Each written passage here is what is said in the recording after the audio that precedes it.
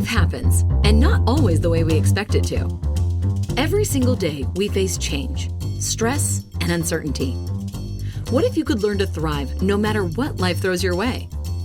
Resilience expert Adam Markel and his inspiring guests explore breakthrough strategies to fully embrace change and build the resilience required to become change-proof.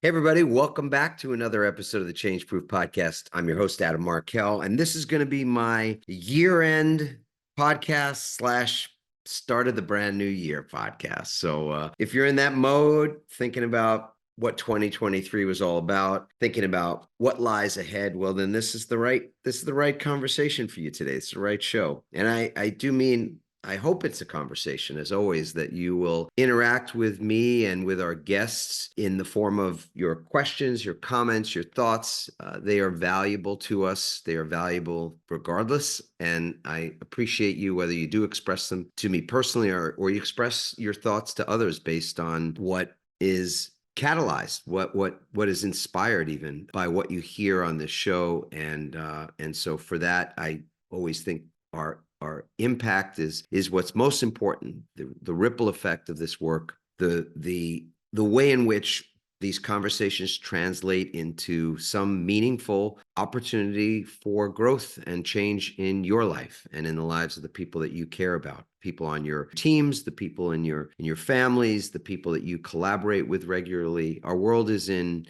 some interesting state right now. It's almost on some level defies description. I'm not going to try to encapsulate what's going on in our world in a few trite sentences here. I just want to acknowledge the fact that we're all going through it. We're all in it, and there's good and there's not good, and there's the ugly, of course. And but we're all in it together. That is the one thing that we can say is an absolute objective truth. The world is experiencing all of these things collectively. And whether we think it or not, we are all impacted by everything that is happening. We may not know how, and we may not feel it consciously, but to be sure, everything that's going on around, whether it's something you are directly involved in or not, is something that affects us equally, in the sense that we're one humanity. And so for that, I want to start this episode just acknowledging that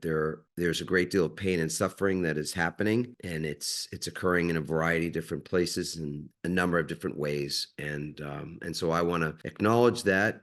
I want to hold space and have a place in my thinking and in my heart for things to evolve. I think that is the overarching trajectory of our world. It always is. I'm not a Pollyanna person, but I believe that everything is net positive, and we can't always see that or understand it, and we may not live to see it even, because so much of evolution takes place over wide time frames that we are not always around for. But that's what I love about history, and in reading history and in living history. What we can see is that no matter how dark the times were, how difficult things appeared to be and were in fact for groups of people, what emerges always is evolution. What emerges is a growing consciousness, a higher level of human connection, understanding. I believe that to be true. It's not always that provable. We might think that we're going backwards and that we've made these mistakes in the past and now we're revisiting them, or we're making even greater mistakes. But I think if you look at the entirety of history, I mean, we don't know how far history extends in the future. That's an unknown, but we can look back and with some certainty, know how long we've been around as a species. And what we can see is that we are better, we are healthier, we are happier, I would say, and overall life on this beautiful blue-green planet of ours is better. And I believe that's what's going to continue. It may not always seem like that, but that's what history teaches us, that the future is net positive. There are opportunities. And to some degree, what happens so far out into the future is not exactly our business. I want to say that without implying that we don't have responsibility to our future generations, because I believe that we do. And the things that we do now that will impact people that are yet to be born is our responsibility. But I would say that the way that we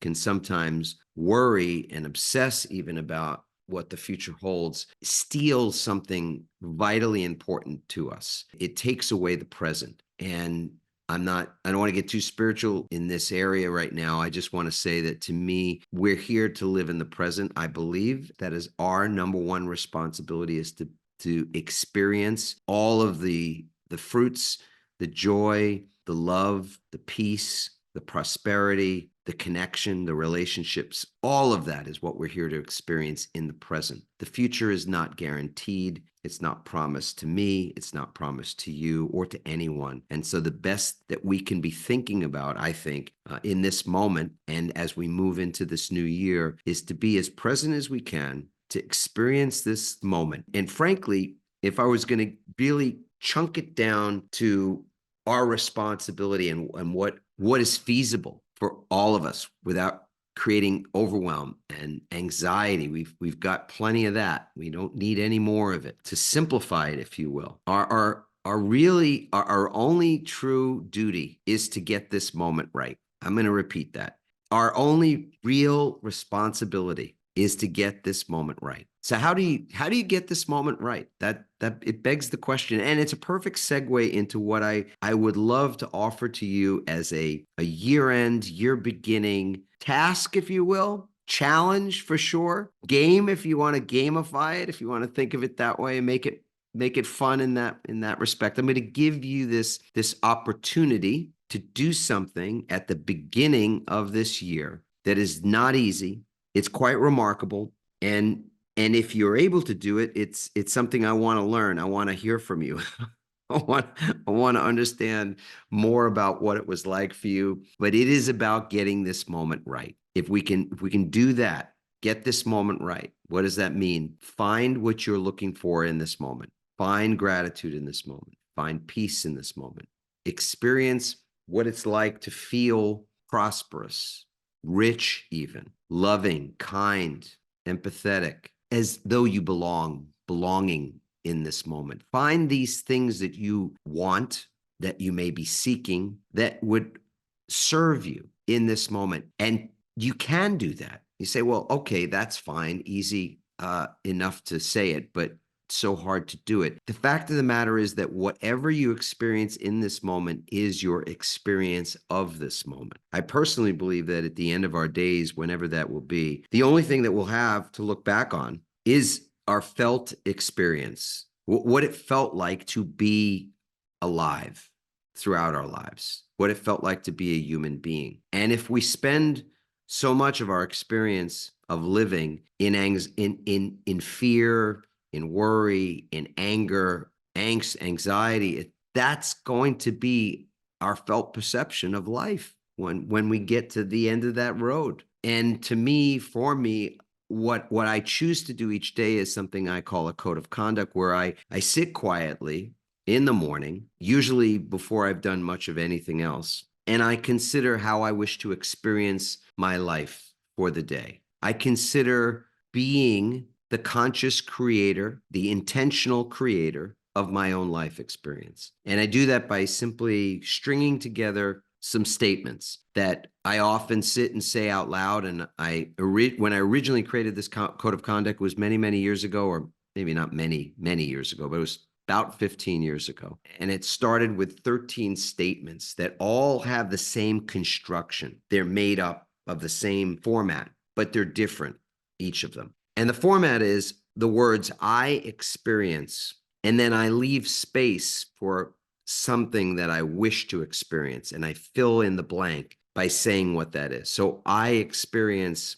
feeling more empathy for others and expressing more empathy in my conversations with others today. So the construction of that statement is I experience blank today. I experience gratitude, feeling grateful and being grateful today. I experience feeling loved today. I experience feeling and being healthy, wealthy, and wise today. So that's the construction of these statements. And there again, when I first started, I had 13 of them. I called it my code of conduct. I still call it that. And each day when I sit down in a quiet spot, I have this list of them that I had written originally back when this code became a thing for me. And often I don't even look at them anymore. I just sit quietly and think about what it is that will most serve me in this moment in terms of creating a blueprint for the day ahead. That's why I do it first thing in the morning. Like an architect that creates a blueprint and a drawing, an architectural plan for the house or the building or the construction of something. This is the same principle. You know, people will say when you say things out loud that aren't true, you're lying. And I'm not, I'm not into that or words to that effect. And my response to that is, well, are you saying that an architect is drawing something that is a lie when they create a blueprint for a building that does not yet exist? And then they look at me and go, I feel like you're tricking me, right? Because the answer to the question, of course, is no, it's not a lie any more than it is a lie for you or I to sit quietly or to say something wherever we are, whether it's quiet or not, that we intend, that we would like to manifest as truth that is not yet apparent. That is no more a lie than the architect drawing something that does not yet exist. And conversely, you would never think to build a house, construct some building without a plan. You wouldn't say, well, just, deliver the wood, get the nails and the hammers and, people to do that. Just all show up one day and we'll build something. That would be a poor way to go about constructing a beautiful home or something else that you wanted to fulfill a purpose and to last, to have longevity. So my feeling is that if you want to have the kind of life you want, the kind of relationships, the kind of health, the kind of business, the kind of success in your career, why not think of it in those terms? Think of it as an architect would think of constructing those things. And to me, there's no better method that I have found to construct that life that I want than to have this code of conduct that I check in with in the morning. I sit quietly for 5 or 10 minutes to think about how it is I want to experience that day, what I wish to experience in regard to my meetings, my calls, my interactions, all of it. And then if you want to do double duty, which is kind of a cool thing to do as well, you can check in at night before you go to bed and think about, how did I experience my day? How did I experience those conversations with others? How did I experience myself?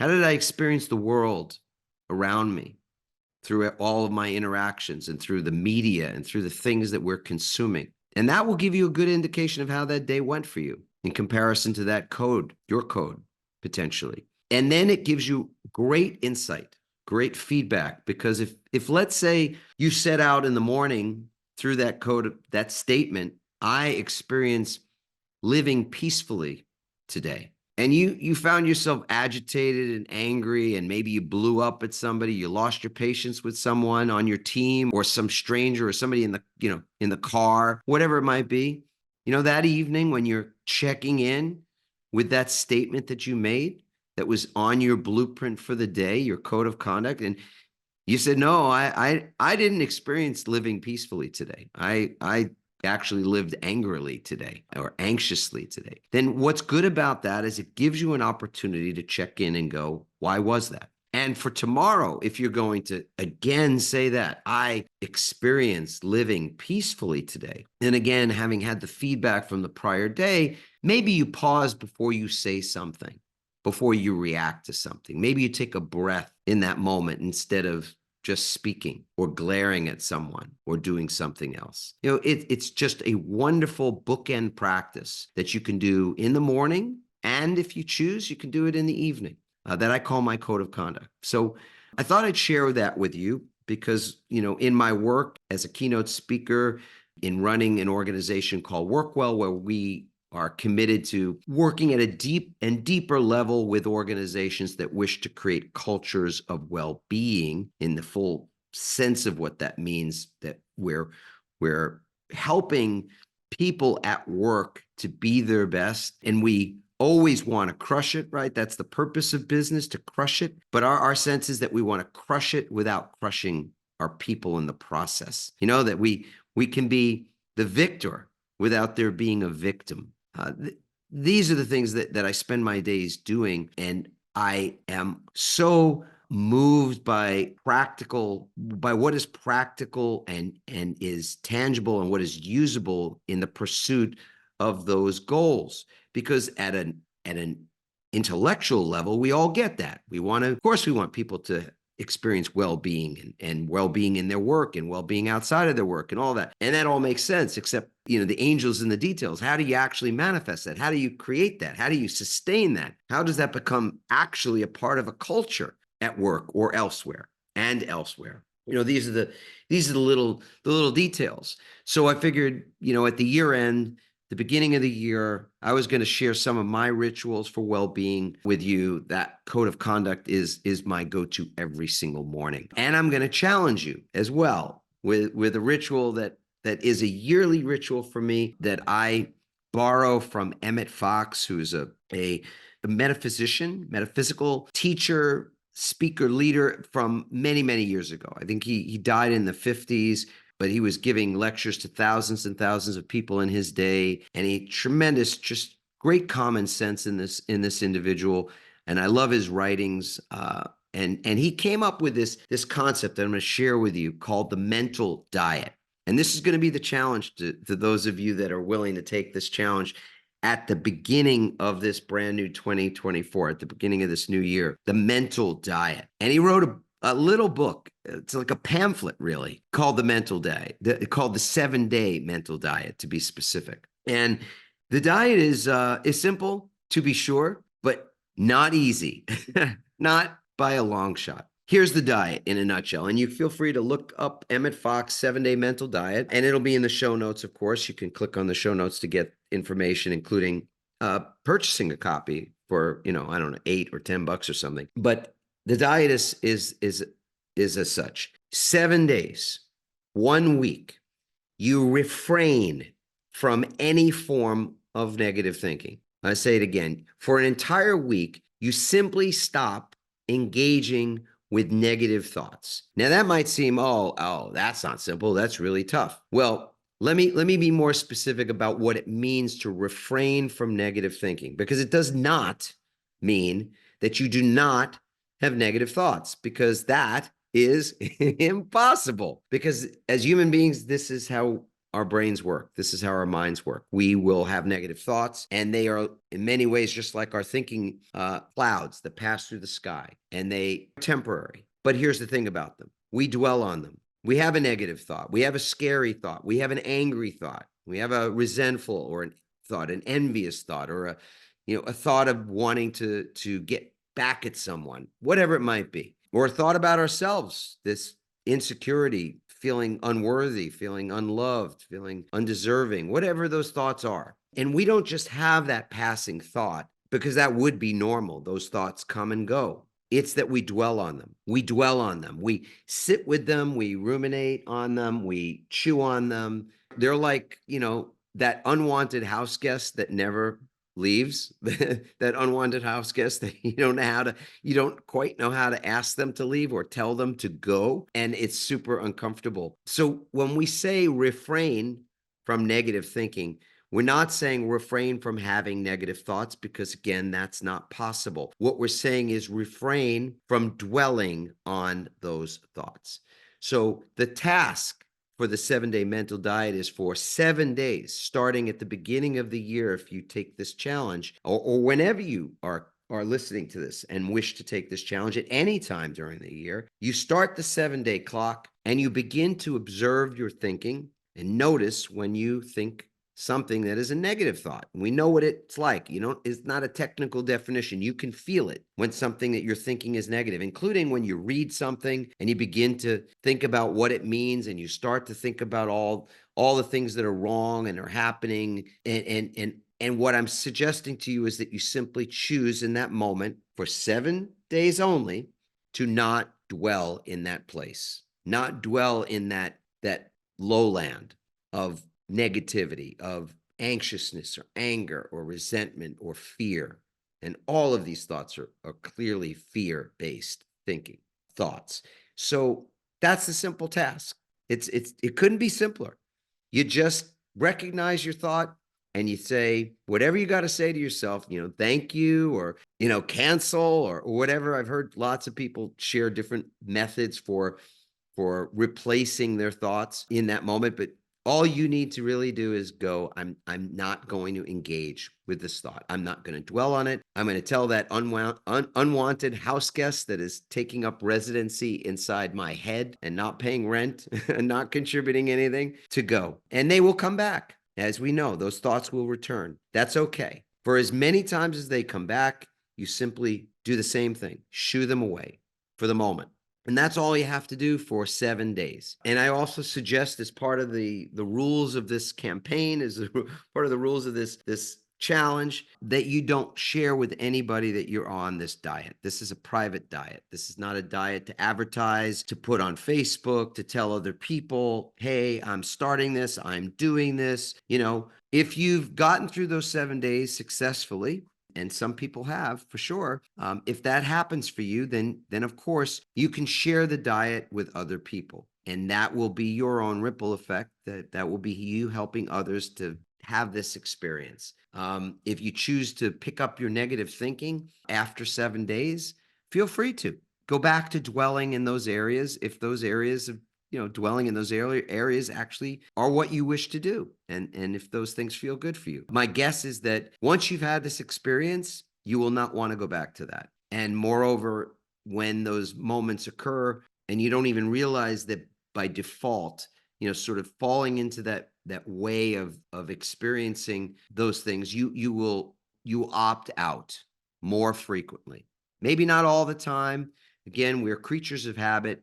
Some habits, especially habits of thinking, are very difficult to break. So 7 days is quite a challenging period of time, believe it or not. But after that, you will have learned something that is life-changing. It's transformative, and it will help you in every area of your life. It will help you with how you interact with other people, both professionally and personally. It will help you in your health, your mental health at a minimum. But I venture to say it will help in just everything that is meaningful, everything that is important to you. So we're moving into this new year. I am optimistic about it. As I said earlier, I am net positive. Try to live in that state of net positive, and certainly think of the future as net positive, even if we can't see how that's possibly going to become the case. And my own way of moving toward that, embracing that opportunity and that possibility and that potentiality even, is to use my code of conduct that I shared with you earlier, to be thinking about how I wish to experience this day and not thinking much beyond that. Because I feel if I can get this moment right, if I can get moment after moment after moment right, if I can get this day right, because I've collected so many moments where I was present and I was experiencing it as I would choose to experience, not as fear would have me experience it, then I'm doing my part. Doing my part to make my life, to live my life in the best way I can, and to have that impact on as many other people as I am around, including you, including anyone who's listening to this, and anyone that I have the great honor and pleasure to meet along the path. With that, I want to wish you all of your heart's desires in this new year. Mostly, I want to wish you health and happiness and good fortune, and just that you are experiencing your life in the way that you choose to, because you've made that conscious choice to do so. With that, I want to say again how much we appreciate you being a part of our community, our change-proof community. Maybe we will run into each other.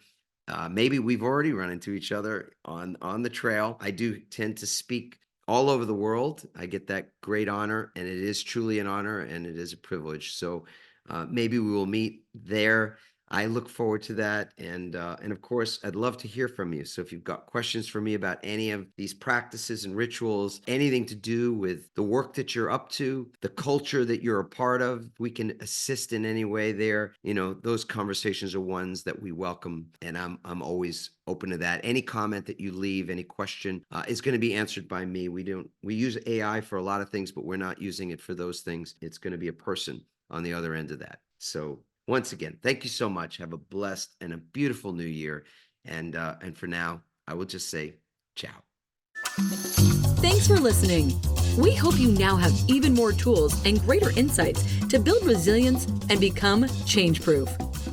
Remember to leave a review on Apple Podcasts, and you may be featured in an upcoming episode. For more resilience tips and strategies, including support for building change-proof teams, visit adammarkel.com. To get your own free resilience assessment, go to rankmyresilience.com.